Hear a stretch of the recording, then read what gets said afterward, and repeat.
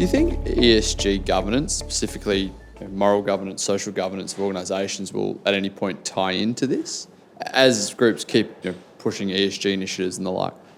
Well, I think there needs to be. I think there's genuine concern for the notion that contractors are investing an enormous amount of their own capital in works delivery and not getting paid for it, and going to the wall. And there have been many tragic suicides as a result. I think there were 2 or 3 contractors that very tragically took their lives on the Elizabeth Quay project, for example.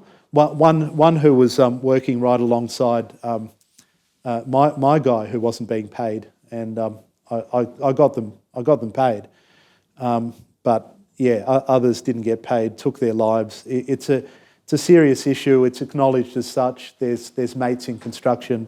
There's a lot of media attention, and the government's paying attention.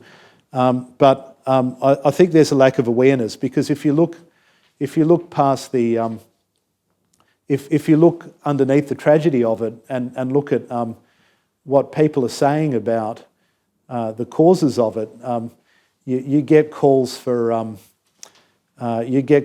things like project bank accounts and security measures, Personal Property Securities Act protections and stuff like that, and they're all useful. But the question always comes back to security for what payment?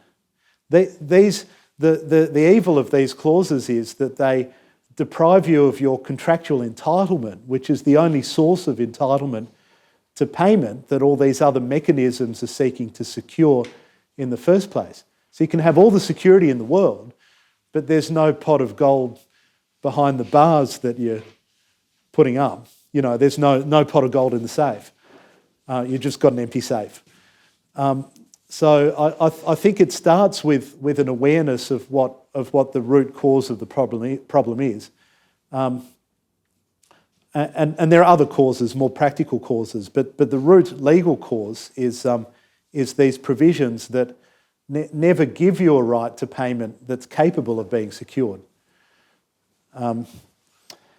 There is a solution that my company Time Unbarred is offering, and this isn't a sales exercise for Time Unbarred. You're welcome to talk to me about it after the session, but I'm genuinely here tonight to raise awareness about this particular legal issue. And I'm not dogmatic about it and saying that it's the one and only sole cause of contractor non-payment. There's life is more nuanced than that. But I think if we start with this stuff, if we start with an understanding of what these contracts are actually doing and how they're doing it, and how they're affecting the very entitlement to be paid for the work that you do, then we can start looking at solutions.